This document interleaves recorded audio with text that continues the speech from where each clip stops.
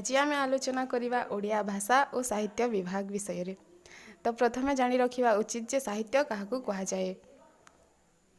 एही साहित्यर गति हेउछि नदीर स्रोत परि, अर्थात जेपरि गोटे नदी अंका बंका रास्ता दे निजर मोड़ भांगी बहुगुड़िए शाखा नदीर सृष्टि करिथाए, ठीक सेहीपरि साहित्य मध्य साहित्यिक मानकर मानसिकता, परिवेश, समाज और संस्कृति को गुरुत्वारोप करी साहित्यर विविध सृष्टि होइअछि, जेपरिकि कल्प, उपन्यास, प्रबंध, नाटक, कविता, एकांकिका, समालोचना, अनुवाद प्रभृति बहुगुड़िए साहित्य रहिछि। एही साहित्य हेउछि एपरि एक विभाग जहाँ मनीष को आकृष्ट करिथाए, सबु समयरे ताहा समाज सहित ओतप्रोत भावरे जड़ित रहिथाए।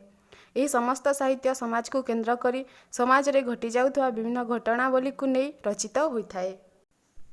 पुणी साहित्य हेउछि आकाश परि अपरिसीम, तार कल्पना करिबा एक दुरूह व्यापार।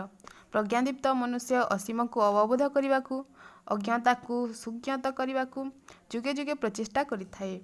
क्यों सुदूर अतीत रे साहित्य सृष्टि हैला ताकू नहीं प्रथमे केबे पुणी साहित्य तत्व लेखा हैला ताहा जानिबा उपाय नहीं।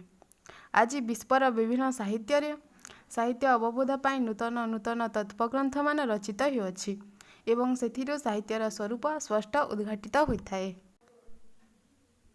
पुणी साहित्य मनीष समाज सहित किपरि निबिड़ भाव जड़ित ताहा आमे आलोचना करिबा। मानव जीवन, जिज्ञासा और मनीषार रसाल अभिव्यक्ति होछि एही साहित्य। साहित्य सतत मानवीय कल्याण और ललित बोधर चरम अभिव्यक्ति।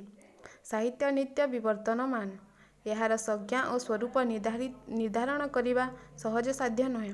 संस्कृत रे साहित्यर अभिधानगत अर्थ हैला जहाँ सम्यक भाव हित साधन करिथाए। एणु विश्व कल्याण ही साहित्यर मूल लक्ष्य। आज साहित्य जो अर्थरे व्यवहृत, अतीत रे काव्य शब्द मध्य सही अर्थसूचक थिला। साहित्य शब्द प्रथमे दशम शतकरे राजशेखरଙ୍କ काव्य मीमांसा ग्रंथरे व्यवहृत हेउथिला। त्रयोदश शतकरे विश्वनाथ कविराजଙ୍କ साहित्य दर्पण रे ए शब्दर अधिक परिव्याप्ति घटिला एवं काव्य शब्द क्रमशः आउ साहित्यवादी न होई साहित्यर एक विभाग को बुझाइला। इंग्राजी भाषा रे लिटरेचर शब्दटी साहित्यर समानार्थी वाचक शब्द अटे।